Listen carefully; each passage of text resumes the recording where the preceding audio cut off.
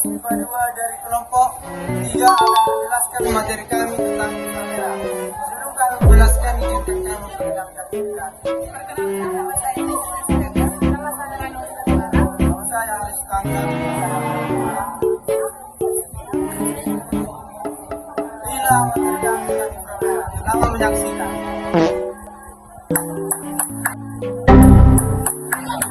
Oke kawan-kawan, kali ini kita akan membahas proses terbentuknya sinar inframerah. Sinar inframerah itu dihasilkan oleh proses dalam molekul dan benda panas. Bahwa benda panas akibat getaran atomik dan molekul di dalam dianggap memancar gelombang panas dalam bentuk sinar inframerah. Nah, sinar inframerah ini juga disebut dengan radiasi panas.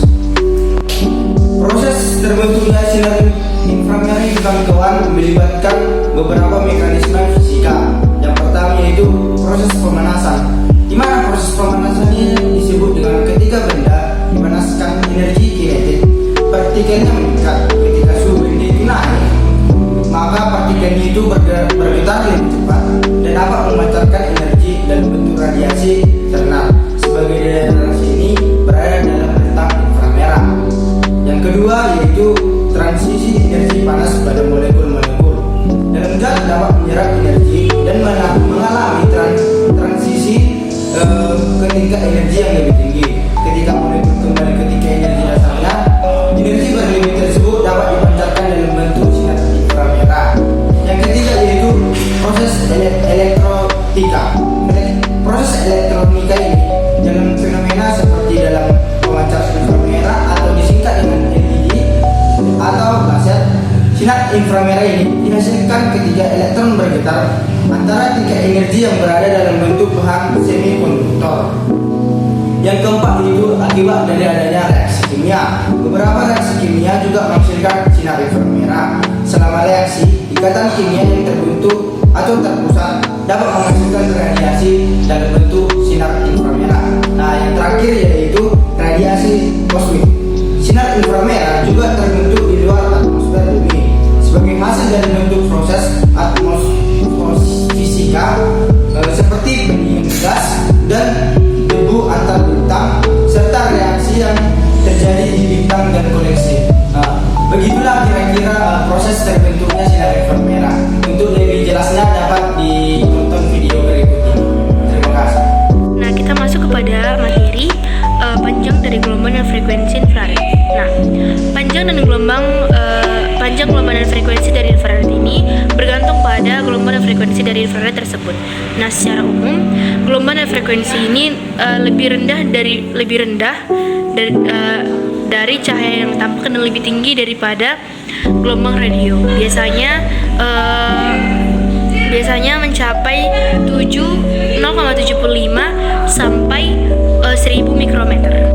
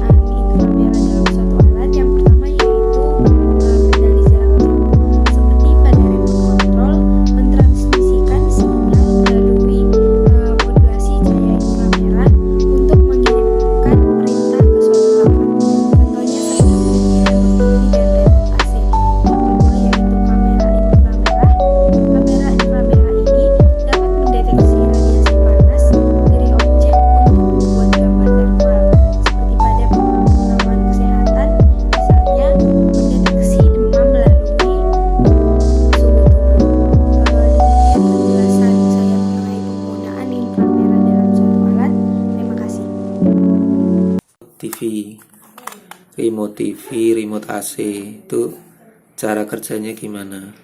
Kok dia bisa kita pencet power gini, TV-nya bisa hidup. Kalau kita pilih nomor 1, dia bisa muncul channel RCTI, nomor 2 dia SCTV. Itu cara kerjanya gimana? Jadi cara kerjanya itu sebenarnya dia menggunakan sinar inframerah. Dia mengirim sinar inframerah. Ini dia. Sensornya di sini. Jadi kalau kita pencet misalkan power gini, klik, dia mengirim kode. Jadi lampunya tuh hidup mati, hidup mati, misalkan gitu.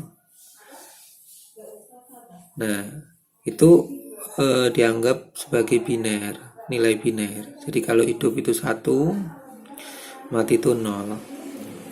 Nah, terus dia ada penerimanya sini. Jadi ketika dia pencet, dia mengeluarkan cahaya, dia terima di sini penerimanya. Dia menerima misalkan hidup mati, hidup mati. Oh, berarti kodenya 203 misalkan. Nah, kode 203 itu sudah dikoding, diprogram bahwa tujuannya untuk menghidupkan TV. Sehingga ketika mencet ini otomatis TV-nya hidup. Nah, kalau pencet nomor 1 itu kodenya berubah, sinar yang keluar.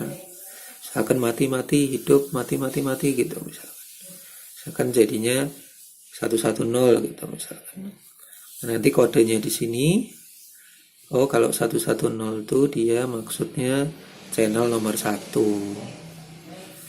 Sehingga dia bisa menghidupkan channel nomor 1.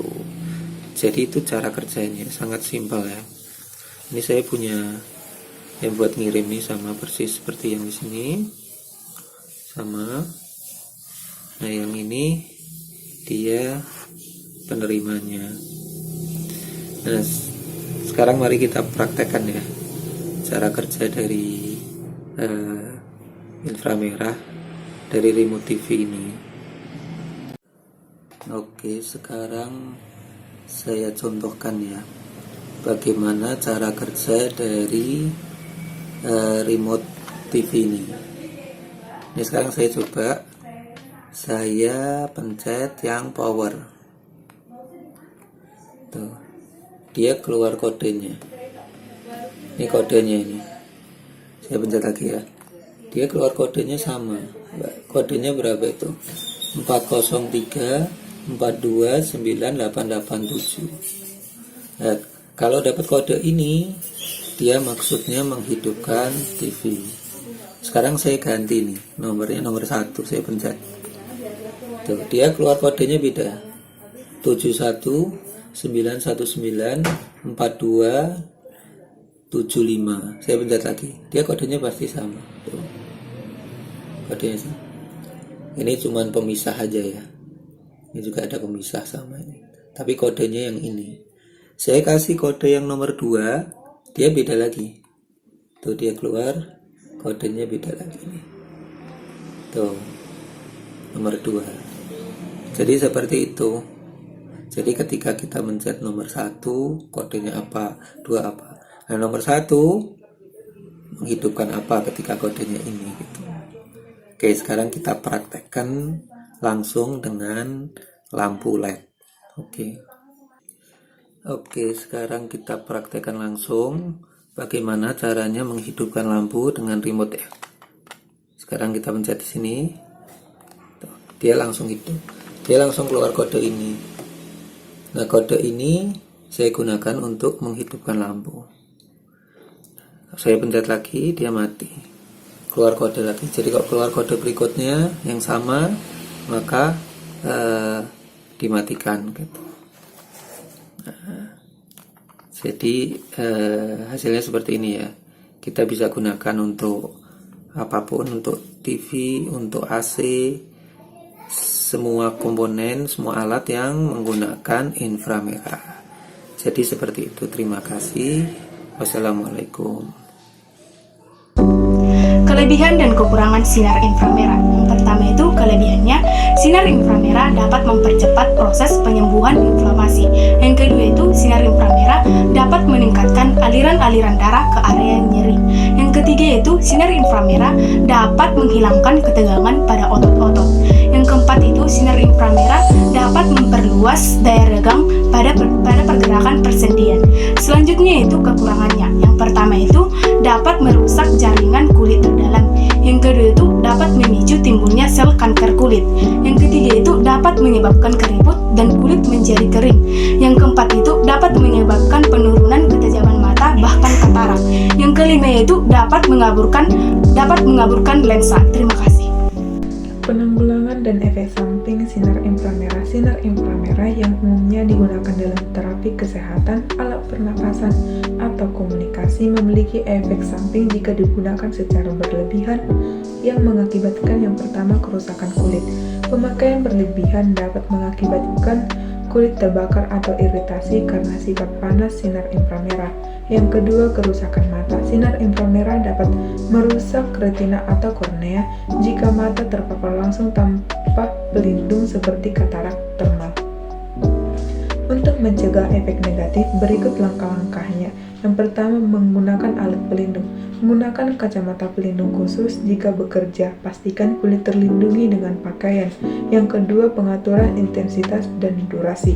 Batasi intensitas paparan dan jangan menggunakan sinar inframerah lebih lama dari yang dianjurkan. Yang ketiga, pengaturan lingkungan. Gunakan di tempat.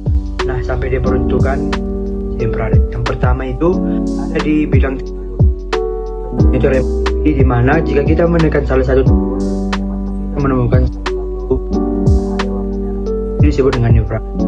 Kedua, ada di bagian ranjau mana astronot memakai untuk memetakan seperti menemukan.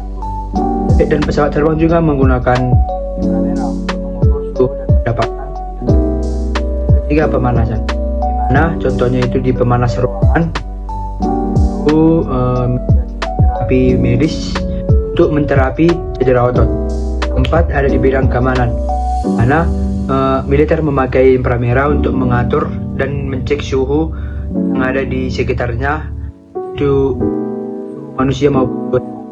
Kelima, ada di bidang medis yang dapat membantu memperbaiki situasi darah, mengurangi sakit pada otot. Dan ada pengolahan industri. Ini inframerah digunakan untuk pengeringan bahan industri kayu. Pemanasan yang dilakukan inframerah juga mengurangi dan itu percepat pengerjaan material. Sekian video penjelasan dari kelompok kami. Terima kasih.